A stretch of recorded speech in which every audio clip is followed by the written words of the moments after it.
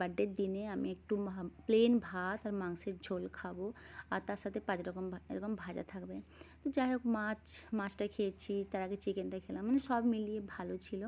এবার চলে এসছে মাটনের সাথে প্লেন ভাত নিয়েছি এখানে। আর মাটনটা এতটাই ভালো ছিল, প্রত্যেক কটা পিস এতটাই ভালো টেস্টি ছিল যে মানে প্রচণ্ড সফট একটা ব্যাপার ছিল। আমার শ্বশুরমশাই যে বানাতো চিকেন এই মাটনটা, তো ওইটা আমার মনে পড়ে গেল।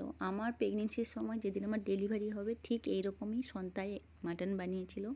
আমরা এখানে মানে বাবার রান্নার মতন মাটন খাচ্ছি সবসময়। কী হলো, ভিডিও করছি অনেকদিন পরে আমি নিজের হাতে খেয়েছি, বাট এইবারে হচ্ছে যে প্লেন ভাতের সাথে মাটন, জাস্ট অসাধারণ। লাঞ্চ ছাড়া মানে এই ছাড়া লাঞ্চ অসম্পূর্ণ। তো তার জন্য আমরা এটা রাখলাম প্লেন ভাতের সাথে। আর বাবাকে খুব মিস করছি, বাবা তোমার হাতের মাটনের মতোই পুরো খেতে, খুব টেস্টি খুব টেস্টি। ওদেরকে বলা হয়েছিল যেন মাংসটা ভালো হয়, সফট হয় আর স্পাইসিটা একটু কম হয়, কিন্তু স্পাইসিটা সেইভাবে ছিল না, সফট ছিল। মাংসটা এতটাই ভালো দিয়েছিল যে আমাদের তো 3 জনের খেয়ে পেট ভরেই গিয়েছিল, আর তার সাথে এত সুন্দর ছিল যে মুখে লেগে থাকার মতো।